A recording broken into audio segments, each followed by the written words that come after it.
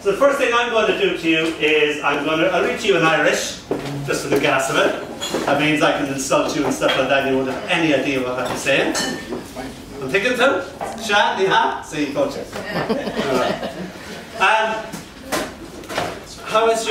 How's your Middle English? I don't have any. Oh, right. The title of this poem happens to be in Middle English, and it's called How It Scale Ik Singen, Sing Me Freundschaft.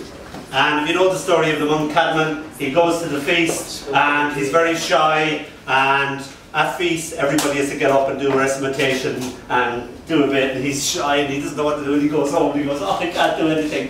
Oh, and it's a big social no-no not to be able to get up and say a poem and stuff like that. And an angel appears to him. And Cadman says to him, what shall I sing? And the angel says, sing me creation. That's what that means. How it scale ik singen, sing me freundschaft. What shall I sing? Sing me creation. And I used to know this lady, and the season of love had long passed me by. I was lonely, I just got paralysed. I had another 5 years of lonely existence to go by, and I was trying to talk again properly. I was trying to blink my eye. I was doing important things like that while the world was passing me by. And I was watching my friend fall in love with this useless shit altogether.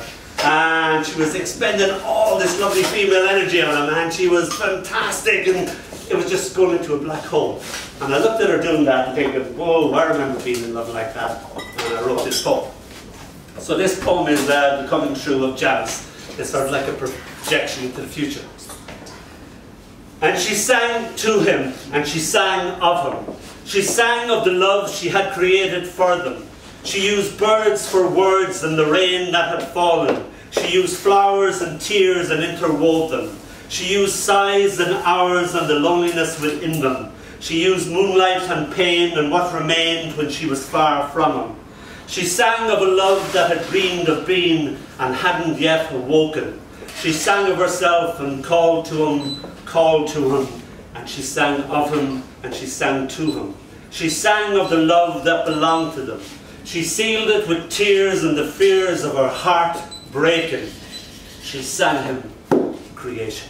Thank you.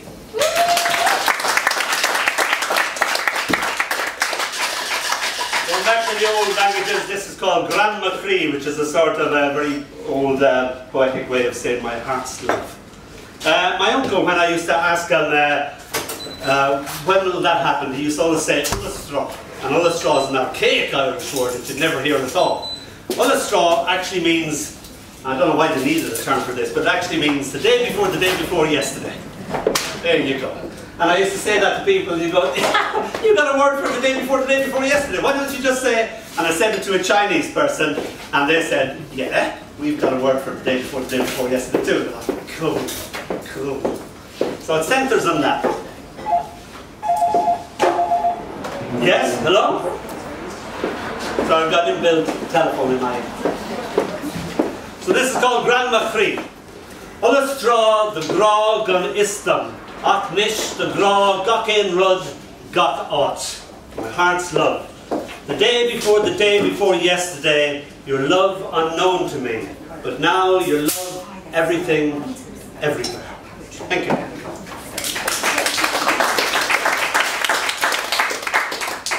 And this is called Lesh is More, which sounds a terrible like less is more. Lesh actually means lots of things in Irish. It means naked, it means tie, it means wit, and I decided to put everything that Lesh meant into one poem. So this is called Lesh is More, a lot is exposed.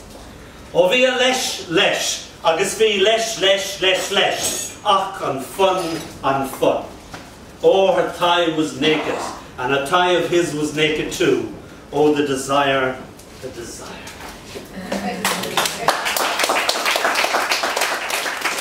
And a little poem for my dad, it's just a little haiku. He's over 90 now, he lost his wife last year, and he'll be sitting dreaming in his chair, so I just wrote this little haiku for him. Ma'ahar in a caja, bring Lodi a grinka in a smilta. My father in his chair, dreams dancing in his thoughts. Thank you. And before I bring on good old JJ, who's also sometimes known as PJ, whatever combination of letters you want to put. So this is called When They Made You, They Broke the Mold. I sit and gaze, amazed, as you create a rubber mold of your vulva. You ask me what I think.